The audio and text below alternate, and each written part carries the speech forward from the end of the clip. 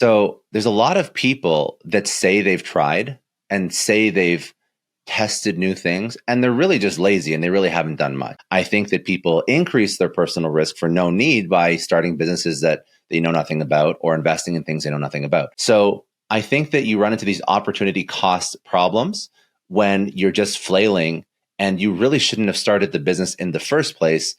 Creators, influencers, key opinion leaders. These are all buzzwords you would have heard in recent years. While many professionals have in the past belittled the creator economy, this is one trend I have always been bullish on. According to Goldman Sachs, the creator economy was worth about $250 billion in 2023 and is set to nearly double by 2027. And no, we are not just talking about makeup tutorials on TikTok, but also educational business content and other products delivered directly to communities through different mediums. And this is why I'm so excited for you to tune into my conversation today with Scott Clary, my podcast brother in the network who is living this very trend. An entrepreneur, investor, author, and podcaster, today with a combined following of about 2 million, we'll dive deep into Scott's journey, why self-sabotage is more common than you think, the importance of personal brand, monetizing influence, and the nuances of the creator economy. You don't want to miss this.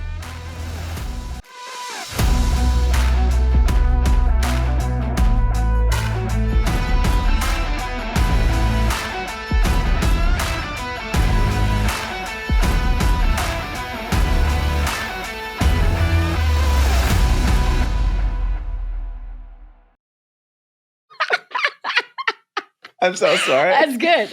This is a great start already, starting with laughter. But look, there's a meme going around that says an appointment with my friend these days takes like 6 months in advance. And it sounds like, hey, are you available March 15th, 2024 at 5 p.m.? And that's how it was with us, Scott. You have to do that. I feel, because listen, when you get to a certain point and you're a highly ambitious person, if you're in a build stage of your life, you will put so much emphasis on achieving and creating things that are meaningful to you that you have to optimize your day for things that are going to move the needle. And it doesn't mean things are less important.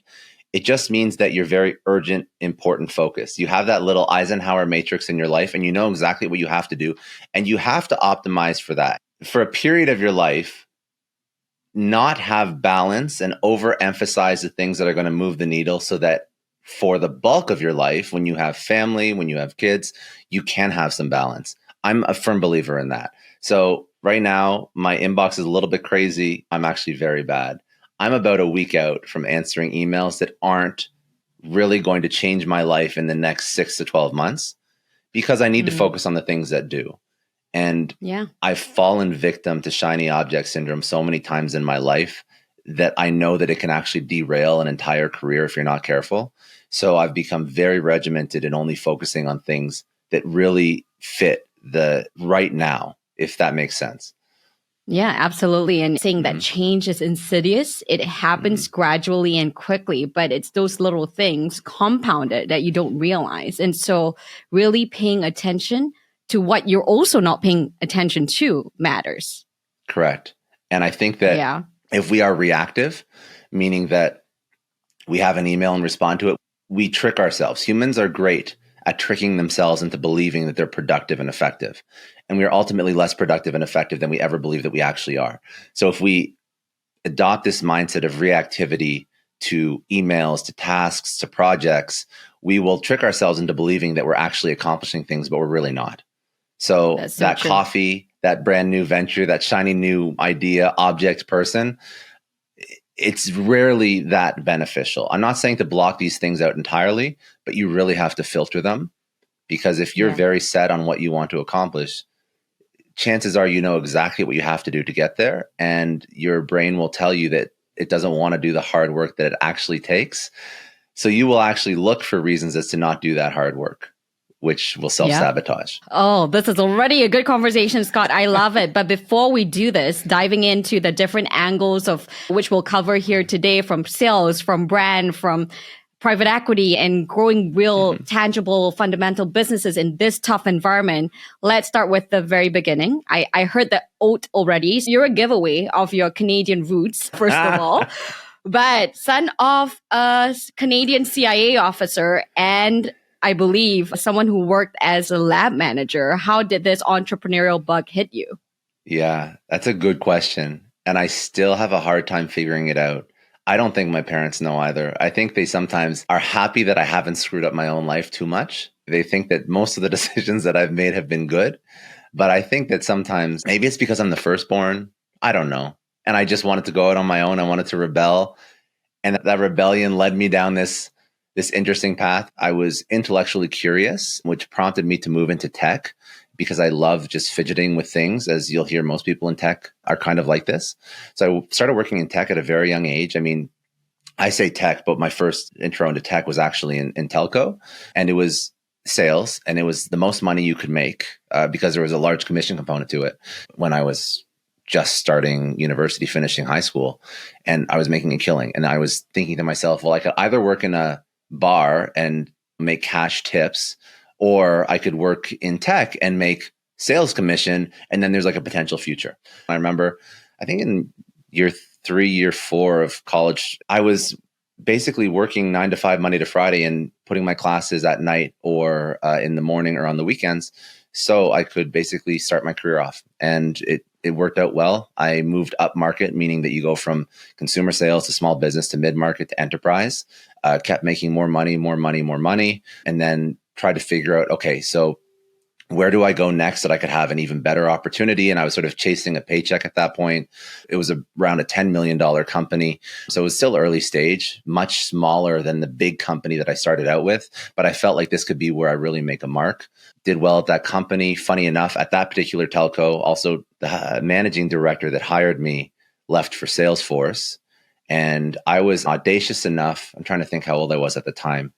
Say like 23, 24, I think, like young. Mm-hmm. I was audacious enough to put together a PowerPoint for the founder, CEO of this company and say, I should take this person's spot. And the founder probably thought I was a little bit nuts being young, but I had accomplished a fair amount. Like the deals that I was closing at previous telco, which was Bell Canada, which is like a Verizon, AT&T of Canada, were larger than most of the deals that the existing sales team at the new smaller company were closing. And he was like, listen, this kid's very ambitious, but let me give him a shot. Move me into sales leadership role at that company. That company, a year and a half later, was acquired by private equity. And that sort of progression was me loving tech, me going into tech, and then finally me seeing an exit event and realizing that if I was on the cap table, I would have had a nice check. And that's where I started to understand the idea of not just tech and private industry, but equity and ownership.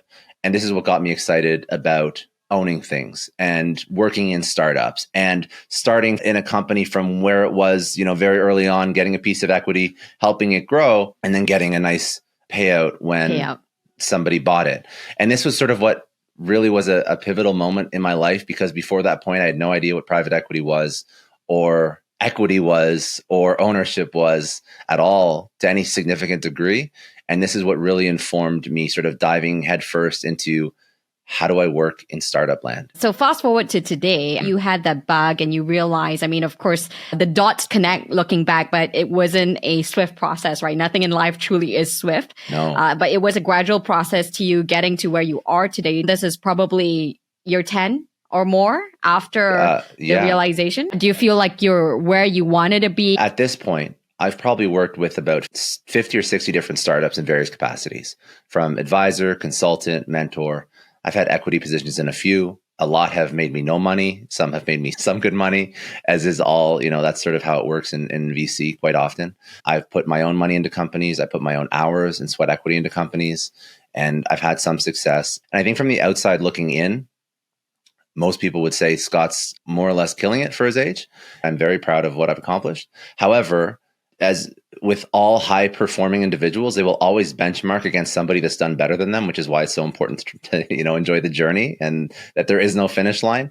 I'm very happy with with how my life has turned out so far. So if I may ask, as you're reflecting here, 10 years is a good chunk of time, right? To really look at the impact you've been able to make, some mistakes along the way. What is something that you've created in the last decade that you're most proud of? Every single company that I've built, I'm proud of. I would say that you have to be proud of your own work. And actually, that's really the mindset that made me want to start building and putting my name out there. It was because I wanted to build something that would outlive the company that I'm working in. And I think that also that mindset came from the fact that, just thinking back, I was never founder CEO. I was always CRO, CMO, bolting myself onto someone else's idea and then helping them grow it. I think that for me, building something that is truly my own is very important. It's not important for everybody, but I love the idea of building something that I started from scratch, from zero, that did not exist. And then I molded it, and then now it exists in this universe. And I think that's a really commendable thing. And it's something that nobody really has to do, but there is an immense amount of pride that comes with being able to do that to any significant degree. So yeah, I would say I have a badass podcast that I love. It's not the best in the world, but it's definitely not the worst. And it lets me speak to cool people like yourself and many others. It gives me a lot of satisfaction that I still get to do that. Scott, you're extremely modest, but of course you've got something like a 2 million sort of following across socials with the podcast and everything like that. So it's done well, not too bad for yourself, I would say. But you got to benchmark against the best. So like Joe Rogan, right? We need to be getting that 60 million deals. I'm waiting for that, I am too. Let's go, Spotify. That's right. Let's go.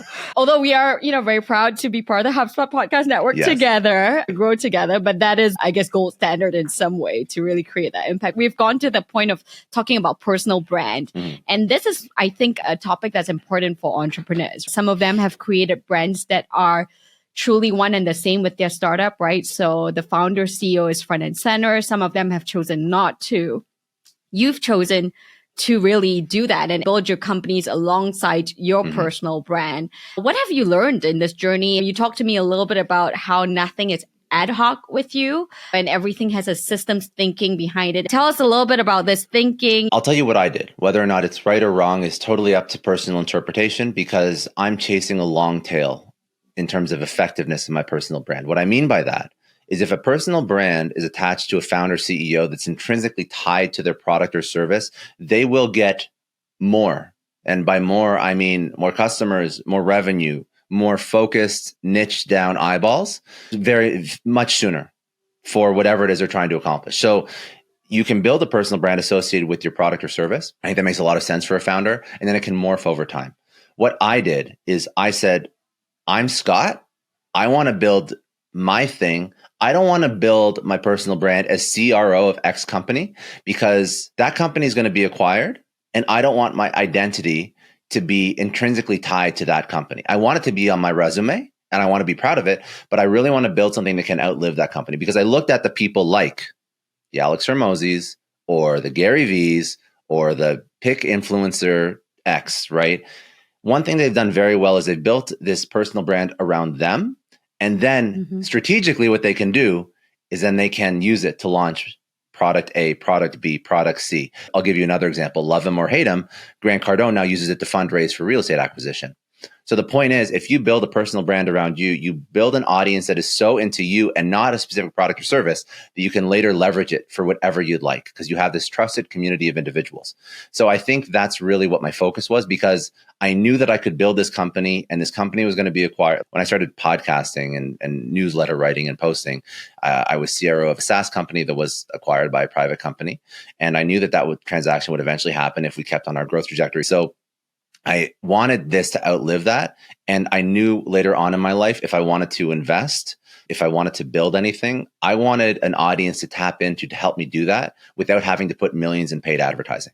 It's a pretty standard playbook for, again, look at Hormozi. He's doing it at a high level. He built his gym marketing company, Gym Launch, to help gym owners get their companies off the ground, sold that and built a personal brand and invest in his personal brand to source private equity deals at this point. And now he has massive deal flow. And I'm sure he has a massive amount of LPs that will also want to put money into his deal. So he's built this whole personal brand to facilitate an investment vehicle. And I think that's really the best way to do it, because then if he launches a new product or a new company tomorrow, he can still do that and have these millions of eyeballs to tap into immediately and not have to build this thing from the ground up like many anonymous or quasi-anonymous exited founders have to do, because they built something, sold it, a little bit of notoriety, great, but then they have to do it again. I rather have a trusted audience versus have to figure out ideal creative and ideal customer acquisition cost and lifetime value and which performance marketing strategy to use and which content marketing strategy to use. You have to do that stuff anyways, and it's hard, but I can reduce the friction in launching anything by having this community that already trusts what I'm about. I forgot that you asked me about systems thinking. Systems thinking is important because I started this while I was still working. So you have a commitment to the actual company that you're building, and you have to find a way to do this on the side. So I think of the best way to take content that I can deliver a message, or I take content, put it into a medium.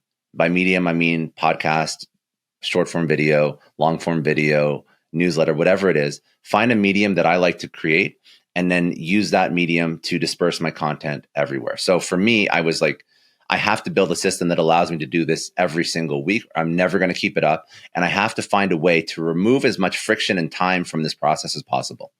So this is where my current strategy comes into play for my personal brand in particular. But this kind of thought process of let's find a way to build something, build a process around it, build a system around it, and then remove me personally from the day-to-day operations is how I look at almost everything I do now.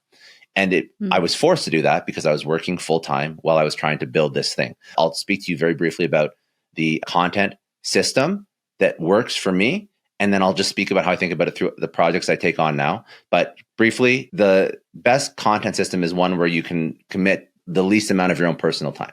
So right now, this has evolved over time, but this is essentially how I was thinking. You record a long form podcast.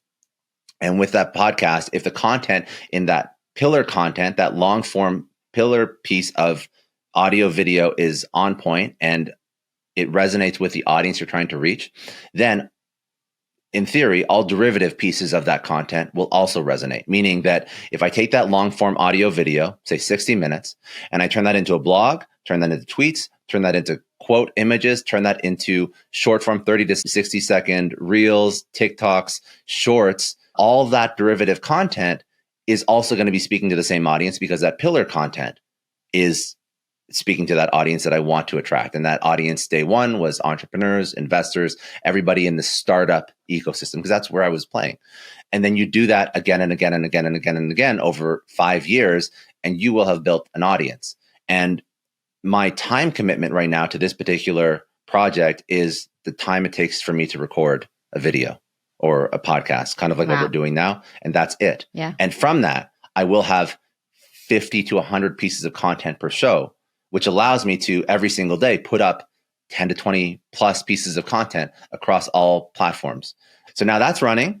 And then now what I can do is I can work on another company. I can stand that up and find a good operator and build systems and SOPs that the operator can follow. Train that operator, let that operator run a company. And this is something that I'm actually working on now with a new company that I'm starting. Or, for example, if I'm going to be investing VC or private equity, both of these require the ability to do due diligence, partner up with people that have backgrounds in VC or private equity that know how to do good deals. For example, it requires you to hire good operators to basically run your portcos. So I know my strengths, they know their strengths. I come in as sort of marketing, sales, operations, revenue advisory.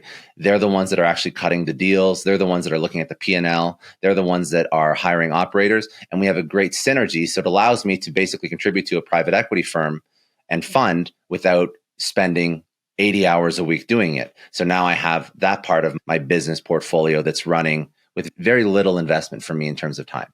Yeah. So I think that's really important. It's like, it's partners, it's systems and processes, it's knowing your strengths and outsourcing your weaknesses as well. One more quick point. Hopefully this is helpful to somebody. You also have to understand that systems thinking doesn't always mean that immediately it's going to be easy. Like when I build something new or I build a new company, I'm doing all the things day one. So I'm not outsourcing it until I figured it out myself, which is why I'll take on one big project at a time. And then once I figure it out, that's when you hand it off to somebody that can run with the learnings and the lessons that you've discovered if you've itemized them properly in, say, SOPs or whatnot. But I think it's important to do the things first so that you at least get a good handle on it. And then your mindset is always building it to remove yourself from it as much as possible. And this is, I think, something that's very important in any venture you take on, side hustle. If you're investing in companies, you don't want to become an investor operator if you don't have the expertise. Even if you're trying to build a startup, I mean, a lot of founders, they just build themselves jobs and they don't build it to sell, or they don't build systems that allow an actual chief of staff or COO or CEO to come in and replace them. And a good litmus test is, can you take yourself away from that for 3 months, 6 months, and will it blow up or not? And if not, then you've built yourself an actual company versus a job. I think that's a really good thing to take note of. The biggest question I guess this brings to mind is, what is one thing that you feel you alone bring to the table? And then what do you outsource, and how do you think about that in a company construct where, you know, building a startup, as you said, it is all consuming, especially in the earlier stages. In every company, including the last one where I was not the first sales hire, but the first sales leadership hire, what it actually comes down to is identifying on paper your ideal customer profile. So who is the industry and type of company that you're trying to target? And then identifying the buyer persona within that customer profile. So figuring out who the decision maker is. This is from a sales perspective and marketing perspective. Once you've identified those and you've gone through the various iterations of what those could be, and you've identified what a good possible fit is for your product or service, then day one, am setting up the tools and systems, writing the subject lines for the emails, figuring out the content buckets for social, and I am figuring out all the different things that we have to do. And I'm either doing it myself to see what a first version of that is, or if I don't have the skill set to do it, say there's graphic design or coding required, then I'm immediately hiring somebody for cheap, usually as like an hourly worker, to try and create this first version of what that strategy is, and then basically pressing go and posting and sending the campaign and jumping on the calls with the customers. I mean, it's literally like you do it all yourself, and then you record what works and what doesn't. So that's across every single activity that you do. This is especially important in startup. When you're reaching out to customers, especially for enterprise, B2B, you set up campaigns to go outbound on LinkedIn. So what are the messages that get people to connect with you? What are the messages that get people to reply to you once you've connected with them? You're setting up outbound campaigns via email. So again, like, what's the subject line? What's the copy? What's the call to action?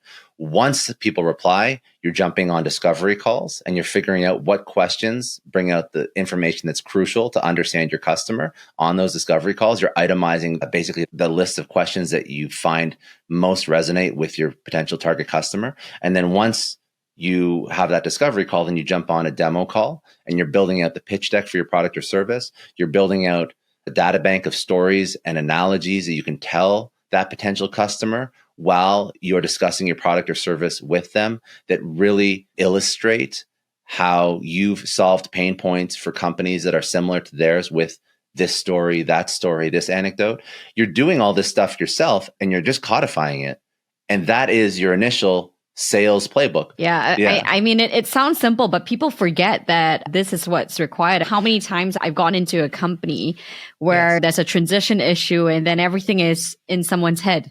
It really matters. So the doing it and the documentation, that's why most startups fail, because what happens is you have a founder who's hyper evangelistic about the product or service. They love their product because they're founder, of course. And with that energy, they can close a few deals. And they're like, how do I scale this sales operation? How do I scale my revenue? Let me go hire a CRO. And they find a CRO that's worked for a company that's maybe over $10 million. And they already had systems in place where the CRO came from and chief revenue officer. And then the person comes in and they don't want to roll up their sleeves and get dirty. So then they're just trying to hire someone immediately. And there are no systems or processes. And the CROs has a little bit of strategy, but they're really just trying to figure it out on the fly while they have their sales reps going out and reaching out to customers. I think that this is also a really good lesson It's so important to hire somebody that has built a company at the stage that your company's at and not hired somebody who's just worked in a large company before to come in and try and build process from the ground up. Because somebody that's worked in Fortune 500, Fortune 1000, even like $50 million and up revenue company is going to totally screw it up on a 0 to 1 and even a 1 to 10. So if you are hiring a revenue leader, and we're talking about this from a founder entrepreneur perspective, you have a large investor community and you have private equity and VC. If you are an LPGP in a venture firm or a venture studio or a private equity firm, if you are hiring operators, the only thing that matters is they've done the thing that you're looking for them to do in ideally a similar industry, but if not, at least a similar revenue size of that company. So if you are hiring a CRO, do not go for the top of market. If you have a $1 million company and you want to scale it to $10 million, find somebody that just did that. Like I've never really seen an instance where they don't screw your company up. I believe that religiously. It's so true. It's a lesson that one of our unicorn founders, he sold his company for something like 780 million, Jack Smith, actually put forward as one of his biggest learnings, right? Don't get blindsided by the brand names, because that's what, everyone will. Yeah. A lot of people do, right? And unfortunately or fortunately, you think about the profile of a founder. A lot of founders are rebels, right? So they've left a certain institution. And so they feel like because they don't have that brand name, although they're the one building the thing, it's necessary to hire that brand name from the outside. But it often always turns out sideways. If you go online and you sort of like Google this particular thesis that I have, it's resonated across tons of different leaders. Mark Roberge, first CRO of HubSpot, he scaled HubSpot from garage to, I can't remember when he left, but I think it was post IPO when they were already unicorn, $1 billion valuation.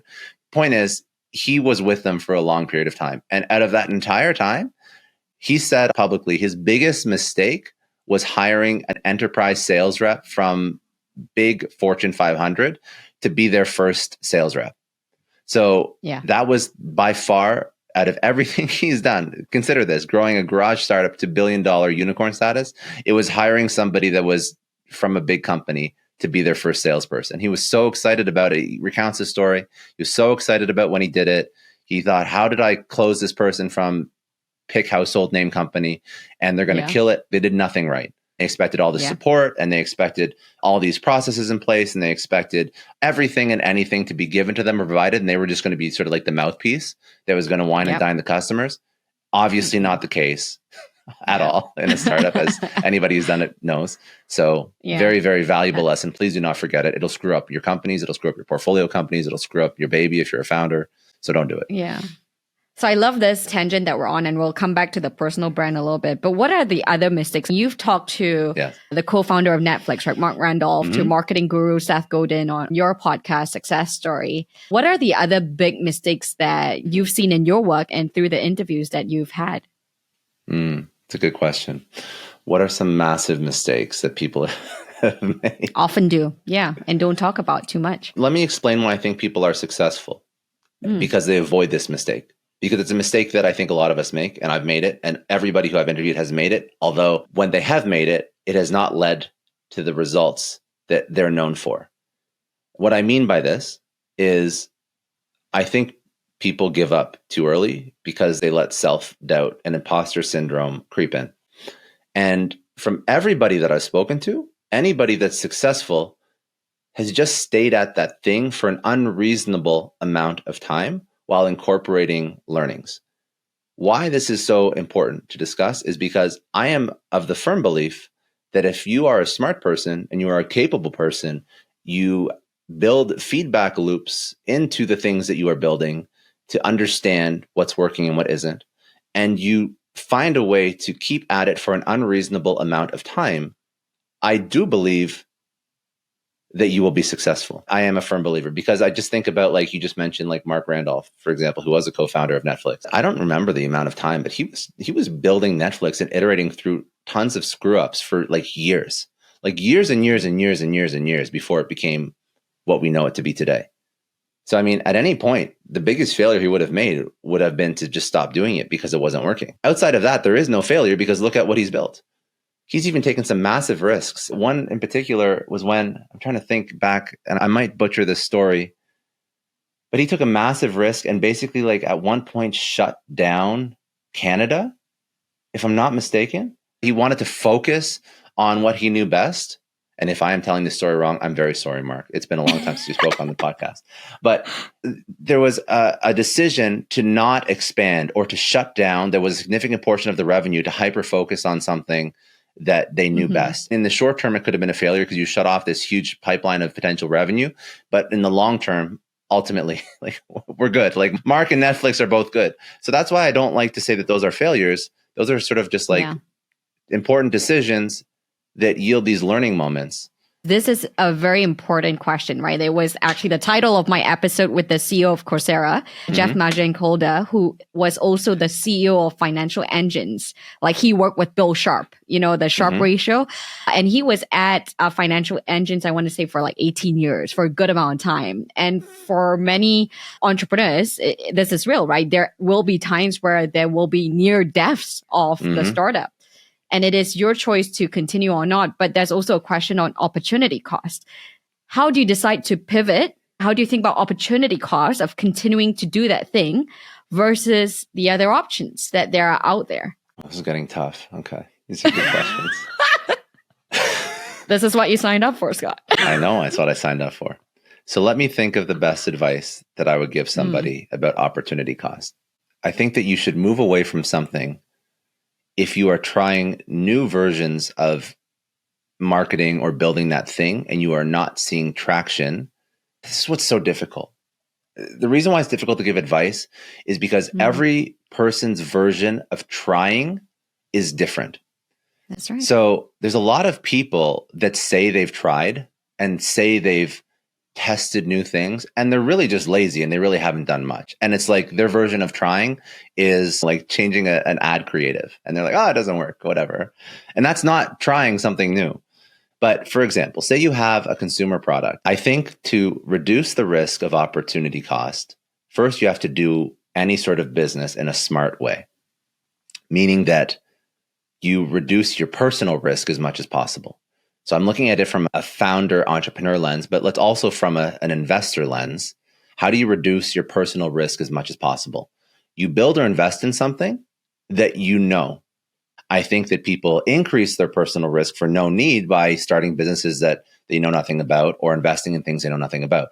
So right away, if you reduce your personal risk, and I think that if you combine those two things, I would say that your potential for actual success is actually the inverse of what most people consider to be entrepreneurial success rates. So most people think it's like a 90% failure rate plus. I would say that if you come from an industry and you know the pain points that your industry has, and you know how to bring a product or service to market better than anyone else in your industry, and you already are aware that the market's there, and also this is speaking to investors as well, investing in businesses, I would say that your success chances are probably closer to 90% because you've done all the work and you've done all the research and you have such depth understanding of what you're trying to solve that if you do something slightly better than everyone else in your industry, there's a really good chance it's going to work out. So I think that you run into these opportunity cost problems when you're just flailing and you really shouldn't have started the business in the first place, and you haven't validated the market and you don't have the experience and you don't know the TAM. And then all of a sudden it's like, how many things can I actually test before something's actually going to work out? When in reality, you should have built a business in your niche or your industry, or invested in a business in your niche or your industry that you actually understand, which would really just shave like 10 years off of your learning process. I know that's not directly answering how do you know when to sort of back out, but I'm hoping that if people adopt this mindset, I think that they will be more likely to win in a shorter time horizon so they don't have to back out. Yeah, love that. So going back to the personal brand thing, this has actually come out because we have a lot of founders on who've had really successful exits, right? But the day after the exit, they come on the show and they tell me in confidence, frankly, they're completely depressed, right? Because they've put their identity into the startup, into the work that they're doing, and they were the face. Some of them, they get a little bit older. So for example, I'm thinking Vivi. So she's a huge celebrity entrepreneur in Asia, particularly with the Muslim community, where she's all about modest fashion, right? And it literally was centered on her as the brand. And when anything went wrong, like she got attacked, right? And now she's hitting, I want to say she's just hit 35. She's thinking about the next chapter of her life and whether she still wants to be out there, right? Doing a TikTok about how to put makeup on and not be the brand. So how do you think about all these considerations in more conservative countries? The more self-promotive you are, the more you self-promote, the less likable you are. So you need to be a little bit more humble in the way that you approach things. And even there's this whole concept of authentic leadership. This is only starting to change now, but there's this whole concept of face value, right? How can you, as a leader of the world, be, crying in a time of a crisis? Like that's not the leader that we look up to. So there's different versions of leadership that I do want to make sure we take into consideration as well for folks to think about. Correct. So if you are going to put yourself out there, I do believe that you have to have thick skin. Some people, I'm sure, as a personality quirk, they don't enjoy being in the public eye. For an individual that is slightly comfortable putting a toe in and testing the waters, I think if you do it enough, you'll get more comfortable doing it. From my experience, when I come from a place of conviction, and if I feel like I'm acting morally and I feel like what I'm creating adds value, as long as I see more people benefiting from it and not hating me, then I will continue to do it. Because I get lots of hate, but I get more people, significantly more people, not a 50-50 split, thank God, significantly more people saying, Scott, this newsletter you wrote really changed my life, or I love this episode. And the positive is so thoughtful, and the negative is more like, you post too much, or this is a stupid idea. There's not a lot of thought, and there's not a lot of depth to the negative. So for me, I just focus on the positive, and I focus on the people that I'm helping. And I think that it's going to sound cliche, but you are like mission driven, purpose driven. Like I actually believe, this is why I love educational content. I actually believe that most people's purpose on earth is to help other people and elevate other people. I feel like that is naturally what we're put on earth to do. If you are, quote unquote, a good person, I don't know what that really means, but if you're trying to help people, teach people, whatever, even if there are commercial incentives, which there always are, of course, we're not ignorant, but if you can still make money while helping people, I think that most people can lean into that.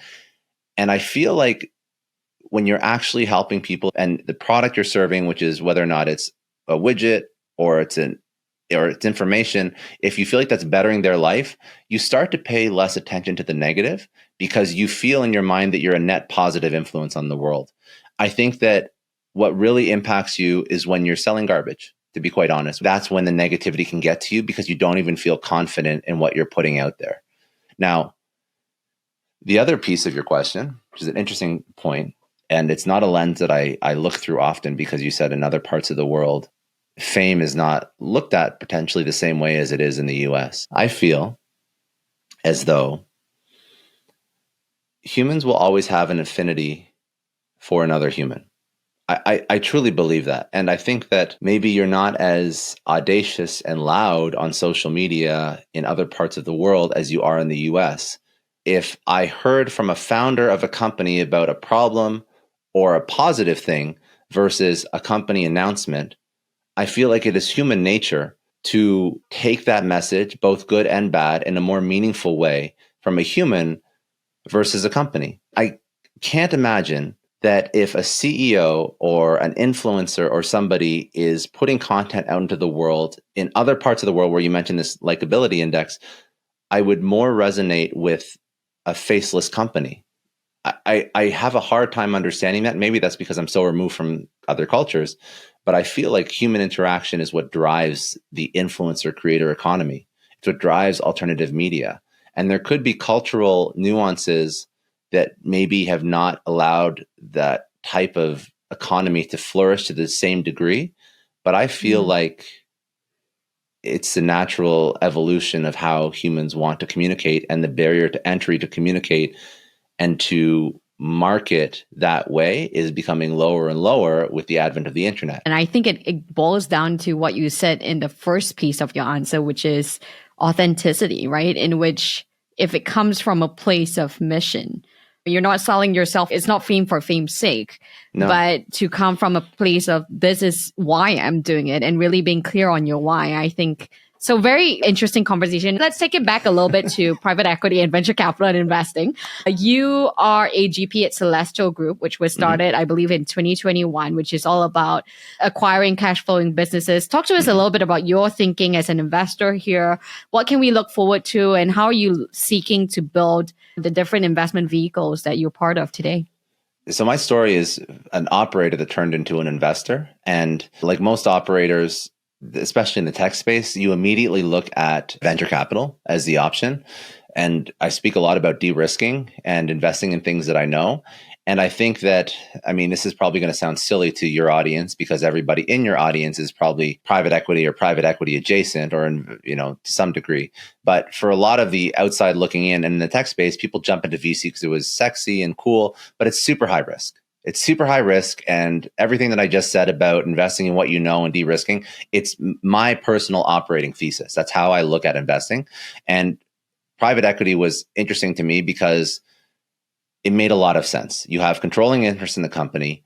There's a P&L, there's history, there's cash flow, there's things that are working, there's things that are not. There's team in place that already knows what they're doing.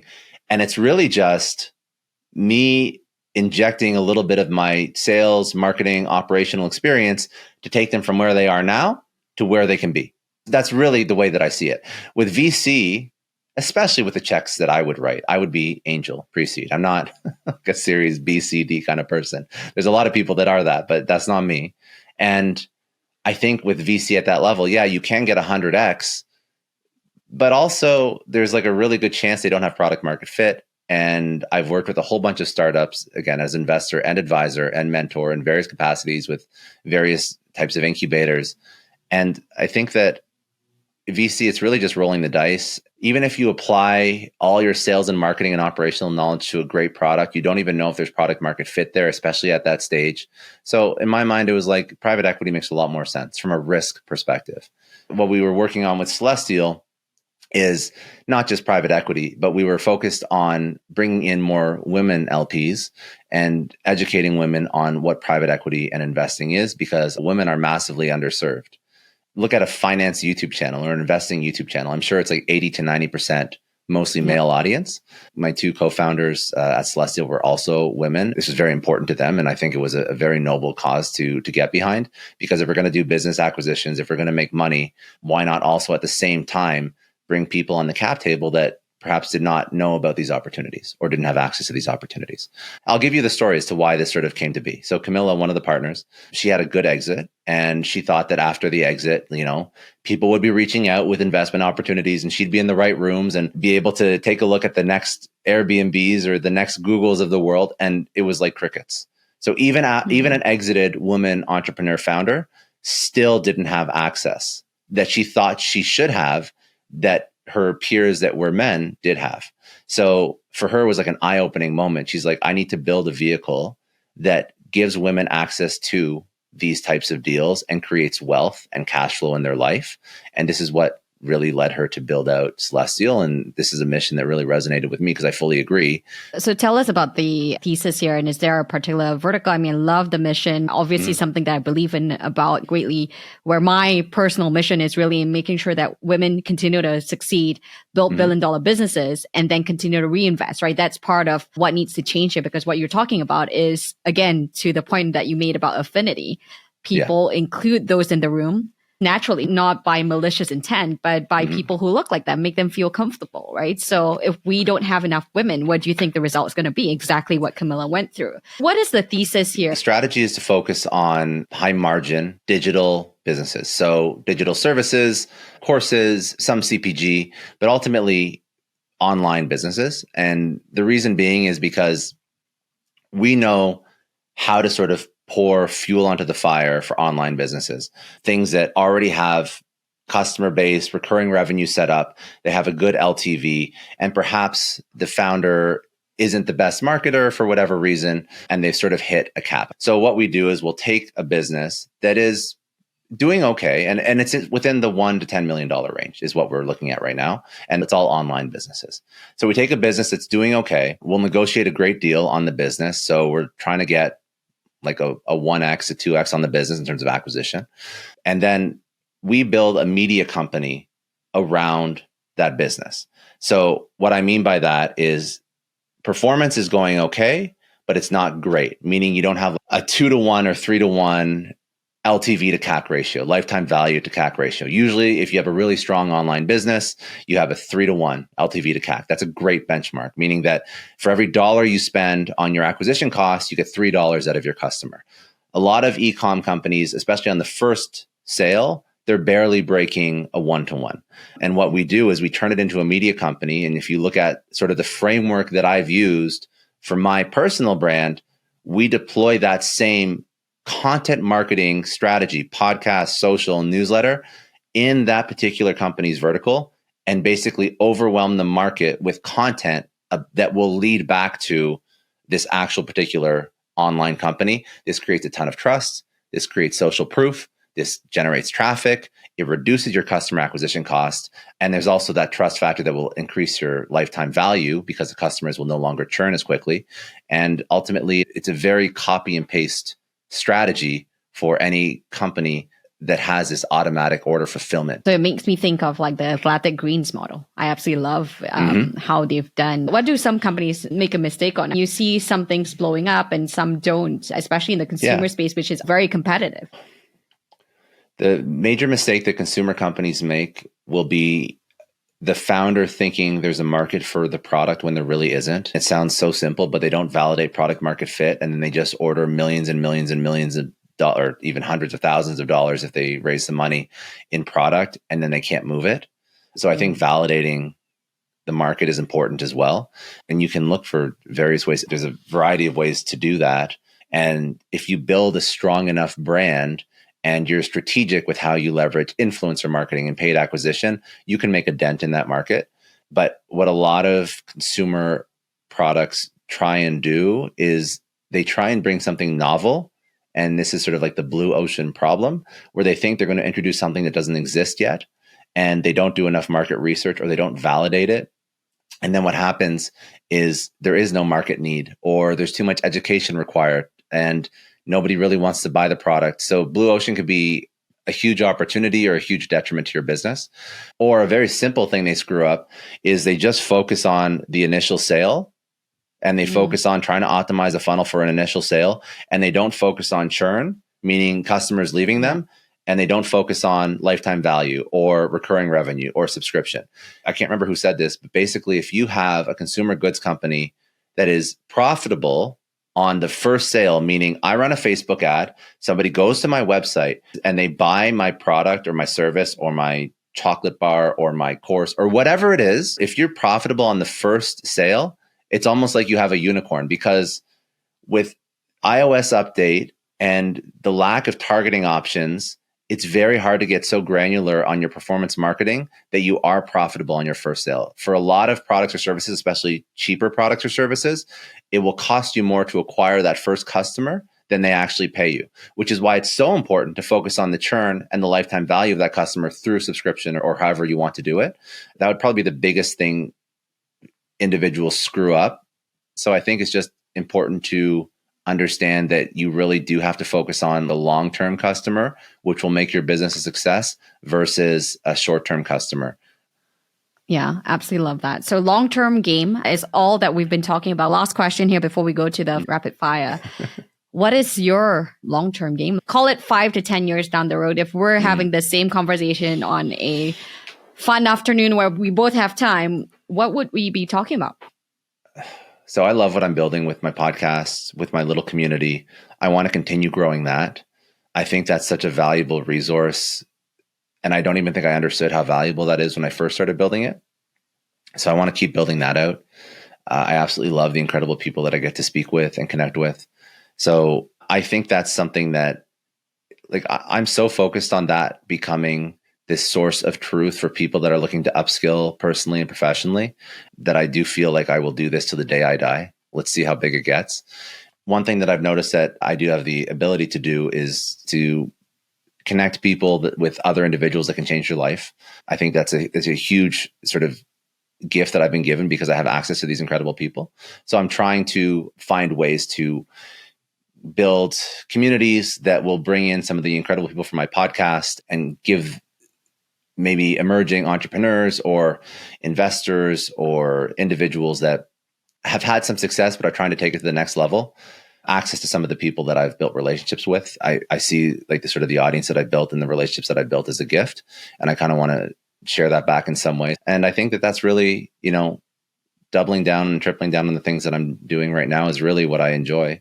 And I don't really see myself doing too much else outside of more investment, more community building, more audience building, more relationships. I mean, I can kind of do this for forever. So I love it. Yeah. Well, that really is a great sign of living your dharma. I just had Sunil Gupta on. I don't know if you've had him on. I just listened to it before we jumped on. Did you love it? I loved it. Yes, I did. I absolutely loved it. Yeah. So you are living your dharma. You are in your essence the answer to what could you be doing for the rest of your life. And that's what it is. So good for you, Scott. Okay. Rapid fire. So quick ones. Worst advice you've been given. Worst advice? I mean, the worst advice I've been given is take a 9 to 5. You'll be safe. It'll be a safe job. Why are you trying to build something on your own? The best advice. Trust yourself. Love more. that. This was a sentence from a lot of people, but Anthony Scaramucci, actually, funny enough, one of my first guests, he told me like if he could go back to Brooklyn with nothing, no money in his bank account, just like a t-shirt on, he trusted himself to build everything he's built again, any amount of times he had to restart. And that was like this unwavering trust in yourself. I think is so powerful. Oh, wow. And what a note to end on, Scott. Thank you so much for this wonderful hour of jamming and showing us how trusting yourself like you have has created the impact that you have. Scott, thank you for your leadership, for your time. And we are looking forward to more billion-dollar moves from you. I appreciate you. Thank you so much. And thanks so much for tuning in this week. You can subscribe wherever you get your podcasts and follow our socials on Sarah Chen Global to get the latest on the show. It would really help me out too if you enjoyed this to rate and review our show on Apple Podcasts and share your favorite episodes with a friend. I'm Sarah Chen-Spellings and you've been listening to Billion Dollar Moves.